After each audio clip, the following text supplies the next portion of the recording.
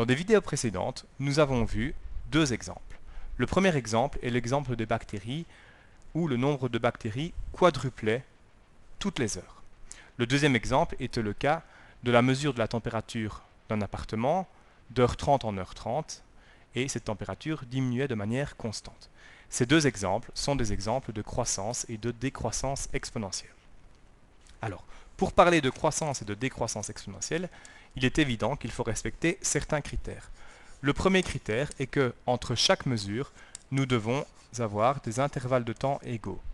Dans le cas des bactéries, nous prenions la mesure du nombre de bactéries toutes les heures. Dans le cas de la mesure de la température de l'appartement, nous prenions les mesures toutes les heures 30. On avait bien dans les deux cas des intervalles de temps égaux.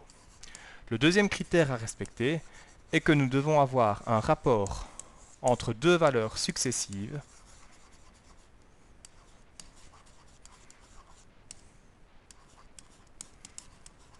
qui est quasi constant.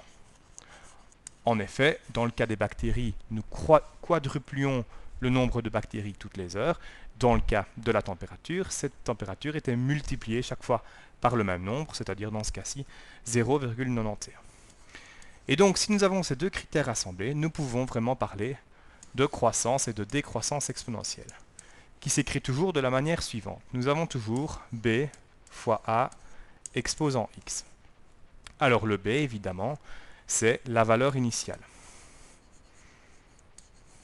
Dans le cas des bactéries, cette valeur initiale, on avait 8000 bactéries au départ. Le a, évidemment, c'est le fameux rapport dont on vient de parler. Dans le cas des bactéries, c'était fois 4, donc 4. Et dans le cas de la température, c'était 0,91. Et x représente en fait la variable, c'est-à-dire le temps qui passe en heures. Par exemple, dans le cas des bactéries ou encore dans le cas de la température de l'appartement.